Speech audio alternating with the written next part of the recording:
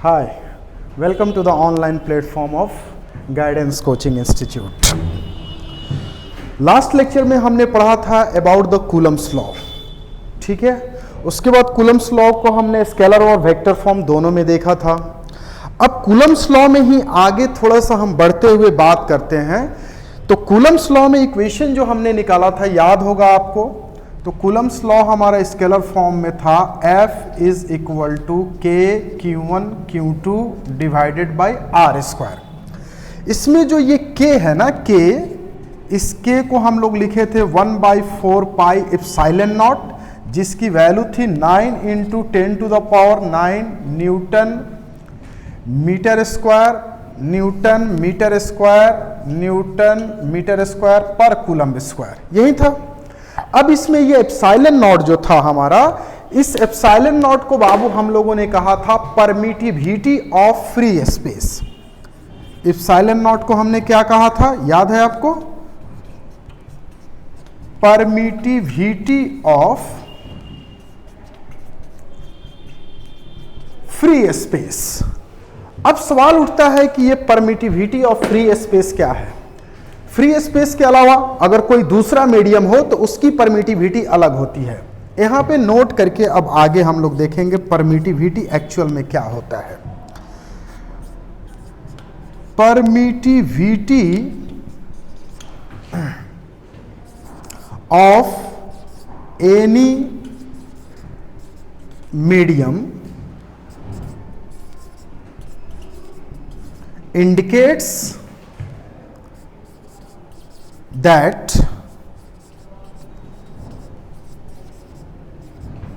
the medium will permit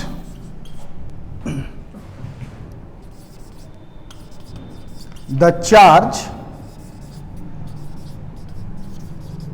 to conduct through that medium. कहने का अर्थ है किसी भी मीडियम की परमिटिविटी को कैसे हम लोग डिफाइन करते हैं, ध्यान से देखिएगा। कोई भी मीडियम की परमिटिविटी जो होती है वो ये इंडिकेट करता है कि ये मीडियम किसी चार्ज को कितना अलाउ करता है कि उसके थ्रू कंडक्ट हो सकता है। जैसे मान लिया जाए अगर हम लोग कोई मीडियम ले लेते हैं वाटर, तो वाटर में चार्ज का कंडक्शन कितना हो सकता है, उल में कितना हो सकता है, उसी तरह से वुड में कितना हो सकता है, एयर में कितना उसका कंडक्शन हो सकता है। तो मीडियम की परमिटिविटी से ही हम डिसाइड करते हैं कि उस मीडियम के थ्रू चार्ज कितना कंडक्ट हो सकता है, and that is denoted by epsilon not. और वो एप्सिलॉन नॉट परमिटिविटी है फ्री स्पेस के। तो हर मीडियम तो एक जैसा चार्ज को कंडक्ट करने को अलाउ नहीं करेगा। तो जब एक जैसा नहीं करेगा तो क्या हर मीडियम की परमिटिविटी सेम होगी? बिल्कुल नहीं होगी। तो हर मीडियम की परमिटिविटी अलग अलग होती है। इसीलिए ये कूलम्स का जो लॉ है ना, फोर्स जो दो चार्ज पॉइंट चार्ज के बीच में लगता है, ये एक्चुअल में बाबू मीडियम टू मीडियम डिफर कर जाता है, क्योंकि के की वैल्यू मीडियम के लिए अलग अलग होती है। ये तो फ्री स्पेस में वैल्यू है, लेकिन किसी दूसरे मीडियम में चेंज कर जाता है। तो परमिटिविटी को ऐसे हम लोग डिनोट करेंगे। ओके, अब दूसरे पॉइंट इसमें नोट करने वाला है, इसमें नोट करके हम लोग लिखते चलते हैं। ध्यान से देखिएगा, ये पॉइंट नंबर 1 हो गया। अभी कूलम्स लॉ ही चल रहा है। दूसरा इसमें पॉइंट है कूलम्स लॉ में, चार्ज को हम मेजर कैसे करते हैं। Charge is measured by gold leaf electroscope.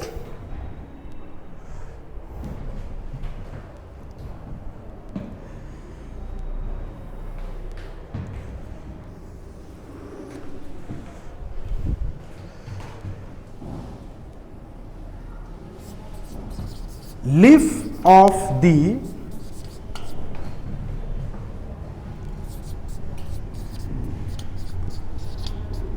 electroscope diverges and amount of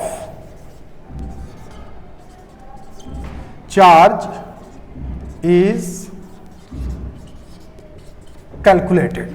गौर से देखिएगा बाबू, किसी बॉडी पर चार्ज है या नहीं है, उस चार्ज को मेजर करने के लिए हमारे पास एक इंस्ट्रूमेंट है जिसको हम लोग गोल्ड लीफ इलेक्ट्रोस्कोप कहते हैं, जो एनसीईआरटी के सिलेबस में भी है, आपको बोर्ड के लिए पढ़ना होगा। तो वो कैसे काम करता है आपको समझना होगा। गोल्ड लीफ इलेक्ट्रोस्कोप क्या होता है, मैं यहाँ पे बनाता हूँ, देखते रहो यहाँ पे क्या होता है। इसको अच्छे से मैं फिगर बना देता हूँ, आप क्लियरली देखो।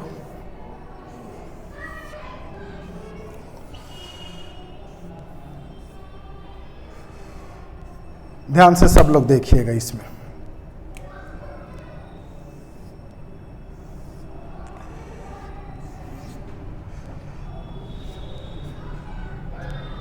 सब लोग देखो यहां पे, ये एक मेटल का रॉड होता है, मेटल रॉड, और ये होता है हमारा मेटल नॉब, और ये है हमारा क्यूबिकल बॉक्स। इसमें होता क्या है, गोल्ड लीफ इलेक्ट्रोस्कोप में कैसे ये काम करता है, एक ग्लास का क्यूबिकल बॉक्स होता है जिसमें एक मेटल रॉड फिटेड होता है, और मेटल रॉड के ऊपर एक छोटा सा हम लोग कंडक्टिंग मटेरियल मेटल नॉब लगाते हैं, और इसके नीचे में ये जो दो लीव्स हैं, इन्हीं दोनों लीव्स को हम लोग गोल्ड लीव्स कहते हैं। यानी ये दोनों के दोनों जो पत्ती हैं वो गोल्ड के लगे होते हैं। तो ये हुआ पूरा कंस्ट्रक्शन गोल्ड लीफ इलेक्ट्रोस्कोप का। इसका मतलब हुआ कि ये जो गोल्ड लीफ है, इसी तरह का इसका कंस्ट्रक्शन अरेंजमेंट होता है। एक क्यूबिकल बॉक्स होना चाहिए, उस क्यूबिकल बॉक्स में मेटल के एक एंड पे दो लीव्स लगे होते हैं गोल्ड के, और सेकेंड एंड पे इसका मेटल नॉब लगा होता है, और ये क्यूबिकल बॉक्स के अंदर फिटेड होता है। अब ये काम कैसे करता है, ध्यान से देखिएगा। ये इसको जैसे ही मान लीजिए ये एक चार्ज रॉड है, पॉजिटिवली चार्ज रॉड है, सपोज दैट इस पॉजिटिवली चार्ज रॉड को जब ले जाके हम मेटल नॉब से टच करते हैं, तो जैसे ही टच करेंगे, तो चूंकि ये हायर पोटेंशियल पे है और ये लोअर पोटेंशियल पे है, तो मेथड ऑफ कंडक्शन के थ्रू इस मेटल नॉब से चार्ज का फ्लो होता है, और चार्ज का फ्लो होने के बाद सीधे जाएगा मेटल नॉड के दूसरे एंड पे, और जैसे ही ये दूसरे एंड पे जाता है तो कुछ चार्ज इसमें चला जाता है और कुछ चार्ज इस गोल्ड लीफ में आता है, लेकिन सेम नेचर ऑफ चार्ज का फ्लो होगा। तो सपोज कीजिए इसमें निगेटिव चार्ज फ्लो हो रहा है, तो इस लिप्स पर भी निगेटिव चार्ज आएगा और इस लिप्स पर भी निगेटिव चार्ज, और दोनों लिप्स जो होते हैं चूंकि सिमिलर चार्ज है तो डाइवर्ज करेंगे। तो जितना अमाउंट में ये डाइवर्ज करते हैं वो इंडिकेट करता है amount of charge in that body. Exactly हम कैलकुलेट नहीं कर सकते हैं कि उस पे कौन सा चार्ज है, कैसा चार्ज है, चाहे निगेटिवली चार्ज लेके आओ या पॉजिटिवली चार्ज लेके आओ, दोनों ही केस में गोल्ड का लिप्स डाइवर्ज करता है। हाँ, इसकी डिग्री ऑफ डाइवर्जेंस जो है वो इंडिकेट करता है अमाउंट ऑफ चार्ज को। ओके, ये था गोल्ड लीफ इलेक्ट्रोस्कोप की कहानी। तुम चार्ज को हम लोग कैसे मेजर करते हैं, गोल्ड लीफ इलेक्ट्रोस्कोप से। ठीक है भाई, आगे बढ़े, चलिए।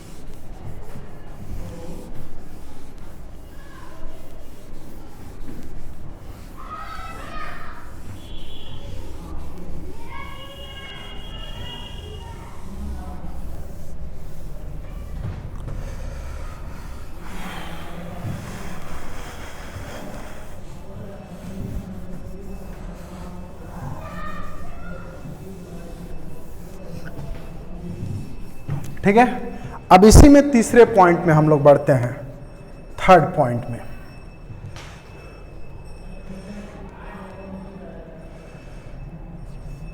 electrostatic force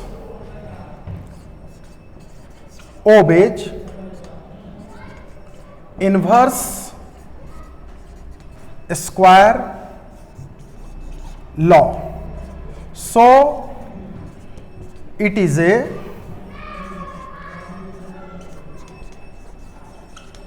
conservative force. ये कंक्लूजन में ही चल रहा है कूलम्स लॉ के, ध्यान से देखिएगा। इक्वेशन क्या था कूलम्स का? F is equal to K times Q1 into Q2 by R square. गौर से देखो तो F इनवर्सली किस पे प्रोपोर्शनल है? आर स्क्वायर पे। तो कोई भी फोर्स, इससे पहले हम लोगों ने ग्रेविटेशनल फोर्स पढ़ा था, ग्रेविटेशनल फोर्स Fg भी इनवर्सली प्रोपोर्शनल किसके होता था? आर स्क्वायर को। तो फिजिक्स में जितने भी फोर्सेज हैं जो डिस्टेंस के इनवर्स स्क्वायर लॉ को फॉलो करते हैं, ऐसे फोर्सेज को हम कंजर्वेटिव फोर्स कहते हैं। 11th में जब वर्क एनर्जी पावर हम लोग पढ़ रहे थे, उसमें मैंने आपको दिखाया था कि फोर्सेज हमारे पास दो तरह के हैं, एक तो कंजर्वेटिव फोर्स है और दूसरा नॉन कंजर्वेटिव फोर्स है। कंजर्वेटिव फोर्स वैसे फोर्स होते हैं जिनका वर्क डन क्लोज्ड पाथ में जीरो होता है, और नॉन कंजर्वेटिव में वर्क डन क्लोज्ड पाथ में जीरो नहीं होता है। तो सिंपल सा यही है। इसका मतलब हुआ कि कूलम्स का जो फोर्स है इलेक्ट्रोस्टैटिक फोर्स, वो इनवर्स स्क्वायर लॉ को चूंकि ओबे करता है, तो ये कंजर्वेटिव फोर्स होगा। कैसा फोर्स होगा बाबू? कंजर्वेटिव। क्यों होगा कंजर्वेटिव? क्योंकि ये इनवर्स स्क्वायर लॉ को ओबे करता है। बाकी इसके बाद में भी जितने फोर्सेज मिलेंगे, अगर वो इनवर्स स्क्वायर लॉ को ओबे करते हैं, तो ऐसे फोर्सेज को हम कंजर्वेटिव फोर्स कहते हैं। Got my point? ओके, चलो भाई इधर मिटाते हैं।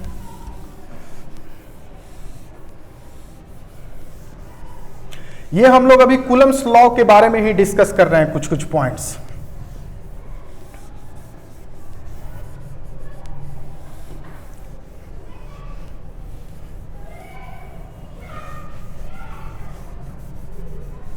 ठीक है भाई।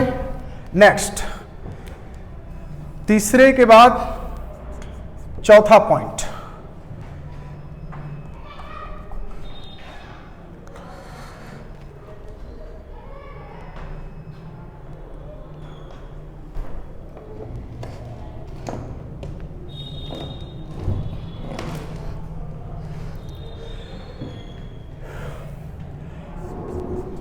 इट इज ए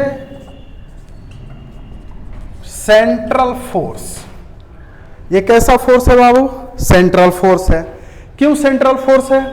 हमने देखा था कि मान लिया जाए ये Q1 है और ये हमारा Q2 है, दोनों का लाइन ज्वाइनिंग ये है, तो इनके बीच में एक्ट करने वाला जो फोर्स है, चाहे वो रिपल्सिव हो या अट्रैक्टिव हो, दोनों ही फोर्सेज इसी लाइन के अलोंग एक्ट करेंगे जो लाइन इनको ज्वाइन करता है। ग्रेविटेशन में भी यही कहानी थी। तो ऐसे फोर्सेज को हम सेंट्रल फोर्स कहते हैं। वह फोर्स जो दोनों पॉइंट चार्जेज के बीच कनेक्ट करने वाले लाइन के अलोंग ही लगता हो, किसी दूसरे लाइन के अलोंग नहीं लगता हो, तो ऐसे फोर्सेज को हम कौन सा फोर्स कहेंगे बाबू? Central force. बहुत अच्छे। अब लास्ट में यहां पे देखिए, मिटाएं इसको। अच्छा चलो इधर मिटाते हैं। Fifth point, it obeys. It किसको रेफर कर रहा है? कूलम्स लॉ को। It obeys superposition principle. Coulomb's law कौन से प्रिंसिपल को ओबे करेगा बाबू? सुपरपोजिशन प्रिंसिपल को।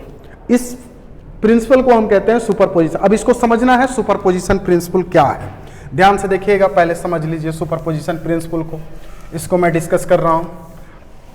कूलम्स लॉ किस लॉ को ओबे करेगा बाबू? सुपरपोजिशन प्रिंसिपल को ओबे करता है। क्या है सुपरपोजिशन प्रिंसिपल? ध्यान से देखिएगा, पहले मैं लिख देता हूं, उसके बाद इसको डिस्कस हम लोग करते हैं क्या है सुपरपोजिशन प्रिंसिपल। सब लोग इधर ध्यान से देखना, सुपरपोजिशन प्रिंसिपल क्या कहता है, इसके बारे में। सुपरपोजिशन प्रिंसिपल के बारे में क्या कहता है, इसको लिखते हैं हम लोग। Superposition principle, the force between 2 point charges does not depend on the presence of third charge. बड़ा इंटरेस्टिंग पॉइंट है। ये क्या कह रहा है, इसको समझने के लिए ध्यान से यहां पे देखिएगा, सब लोग देखिए यहां पे।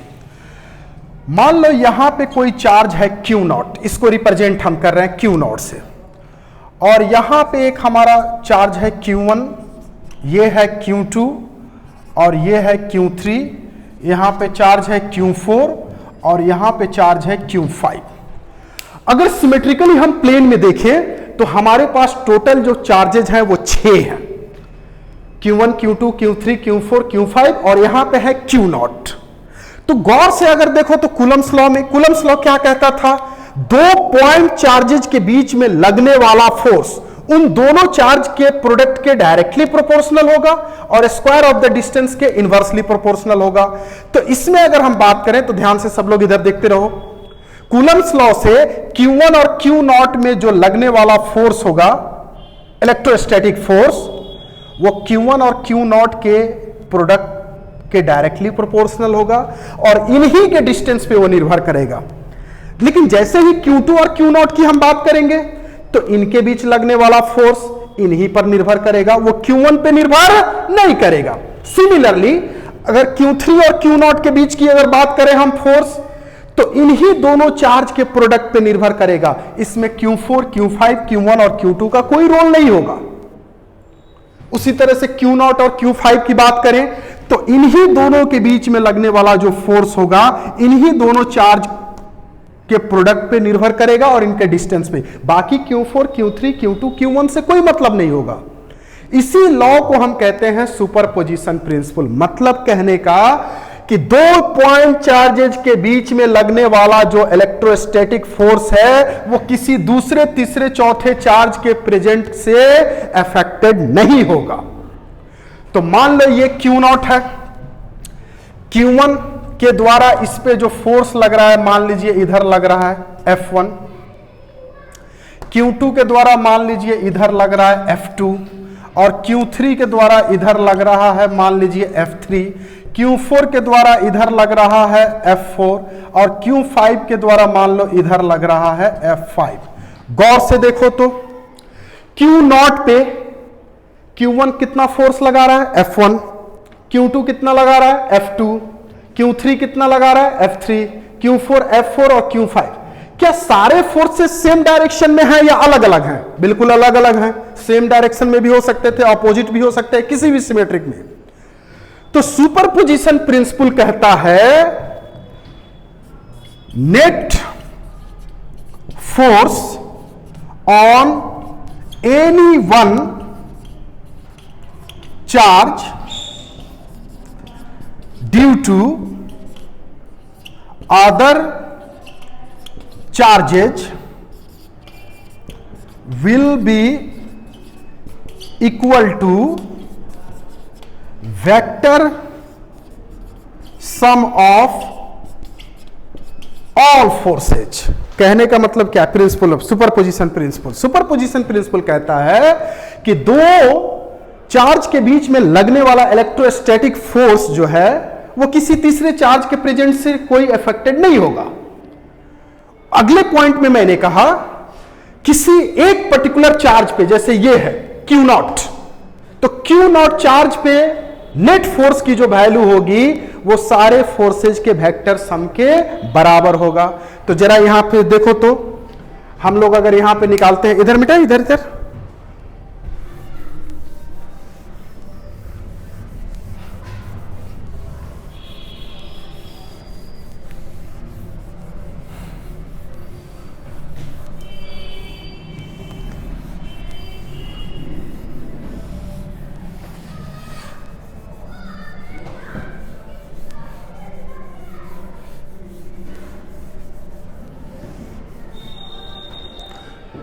चलो देखो तो बाबू, हमें चाहिए net force on Q not. तो क्यू नॉट पे कितने फोर्सेज काम कर रहे हैं? F1 plus F2 plus F3 plus F4 plus F5। तो जितने भी फोर्सेज काम कर रहे हैं ना इस पे क्यू नॉट पे, उन सभी फोर्सेज को वेक्टोरियली अगर हम जोड़ दें तो ये हमारा मिलेगा नेट फोर्स F नेट। तो देयरफॉर हम लोग अगर उल्टा इसे लिखें तो net force is equal to होगा vector sum of all forces that is equal to F1 plus F2 plus F3 plus F4 dash dash Fn तक जितने भी फोर्सेज होंगे। तो सुपरपोजिशन प्रिंसिपल में हमें वेक्टर का भी ध्यान रखना होगा। ओके, तो अभी तक जितना मैंने पढ़ाया है कूलम्स लॉ में, ये एक एक पॉइंट आपको क्लियर होना चाहिए, क्योंकि इसके बाद अब हम लोग जस्ट पढ़ेंगे। अब कूलम्स लॉ तो यहां से खत्म होता है, अभी तक हम लोग कूलम्स लॉ को डिस्कस कर रहे थे। अब इसके बाद नेक्स्ट लेक्चर में जो हम लोग डिस्कस करेंगे वो प्योर जो होगा, अब यहां के बाद सीधे हम लोग पढ़ेंगे एप्लीकेशन ऑन कूलम्स लॉ। ये हेडिंग डाल लो, इसके बाद ये हेडिंग डाल लो, इसके बाद अब शुरू होगा एप्लीकेशन ऑन कूलम्स लॉ। आप बिल्कुल सही से इसको देख लेना, ठीक है। इसके पहले जो कूलम्स लॉ में जितने लेक्चर हैं ये सबको एकदम कंठस्थ होना चाहिए, ये तो आपको किताबी चीजें हैं। अब यहां से जो शुरू होगा एप्लीकेशन ऑन कूलम्स लॉ, ये प्योर अप्लाइड फिजिक्स है, इसमें कहीं भी गलतियां होने की चांसेस नहीं। और एप्लीकेशन में आप तभी काम कर पाओगे जब ये सारा कॉन्सेप्ट आपको क्लियर होगा। ओके, ठीक है, इसको क्लियर करके रखिएगा, क्योंकि नेक्स्ट लेक्चर से मैं क्या पढ़ाऊंगा इसमें, application on Coulomb's law. Okay, ठीक है, थैंक यू वेरी मच।